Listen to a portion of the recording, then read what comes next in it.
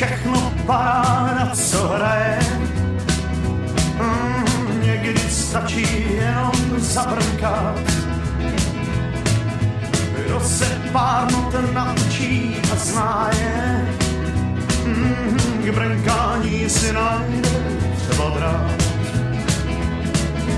Bez parády začínal jsem tenkrát s rozladěnou starou kytarou a trnem v oku byl mi školník Josef tenkrát, když jsem přes plot tajně chodil za Klárou.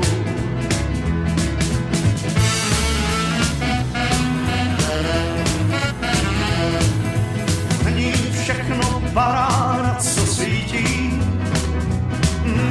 někdy stačí škrtnout ronconem. Mám doma 220 silných voltů v síti, proč si je mám tahat